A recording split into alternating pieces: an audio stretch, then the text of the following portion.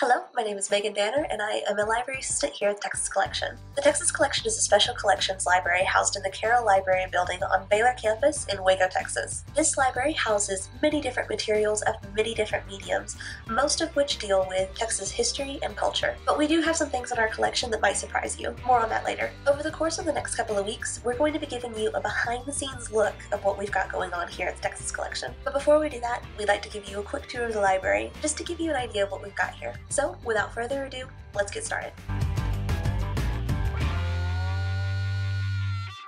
So here we are in the Texas Collection General Collection. I'm here with Tiff, who's going to be showing us around today.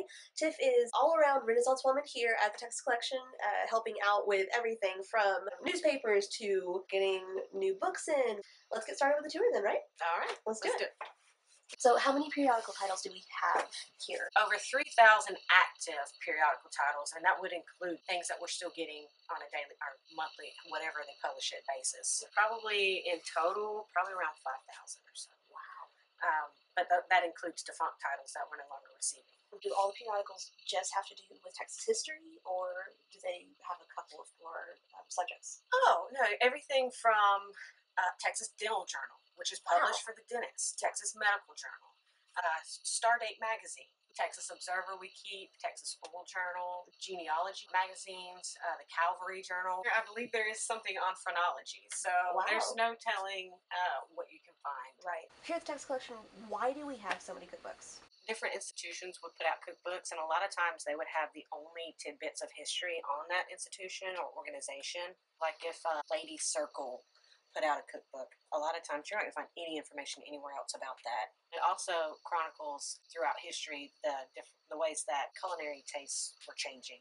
You know, depending on the availability of different ingredients, like during the wartime, you definitely see where they've had restrictions. Where do these things come from? We get them from dealers, donors. People find out about it and they think, well, I have this family cookbook. They're not going to want that.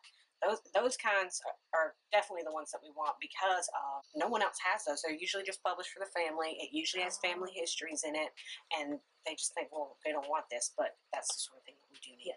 There are literally thousands of newspapers. Where do they all come from? Most of these were donated to us. Usually they came in different archival collections. So I know that with the newspapers here, we have a ton from Waco. Like, I think this entire shelf is literally just Waco newspapers. But I also found, while I was working on the newspaper project, several from out of country even. We have one that I found called Das Reich that is printed from Germany during World War II, which I thought was really neat. How does the library come across newspapers like that? That one in particular was part of an archival collection. There was an American journalist from Texas in Germany at the time. He was actually a prisoner, but they allowed him to go ahead and chronicle things. Wow. And so when he collected the Das Reich, they allowed him to. And so when he came back, he brought it with him. And then when he donated his collection, he donated Das Reich. Wow. Another thing that I found while I was going through the newspapers, an entire series of the Hillsborough Evening Mirror newspapers printed during World War II. It's incredible, I thought, to be able to kind of walk through history while looking at these newspapers. Not only are they great for research purposes, but they're great to just get a sense of history as it happened. Okay, so here we are in the rare book room of the Texas Collection, which houses, as far as I can see, older books? Not necessarily. Just because a book is old does not mean it's rare, and just because it's rare doesn't mean it's old. In the rare book room, with the rare books, the biggest part is just preservation and making sure that they remain in as good condition as possible. How is the rare book room kept as far as physical, temperature and light? We have storm shutters that we had specially installed. It also blocks the UV light. This is a temperature controlled room. Very, very tightly controlled. Yes. So this thing, cool. Mila's Geography. Yeah, that was.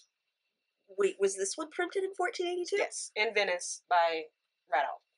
World famous publisher at the time. And this is actually a very, very beautifully done volume. This was published 32 years after the invention of the printing press. It's this sort of stuff that I would have never thought was in the Texas Collection.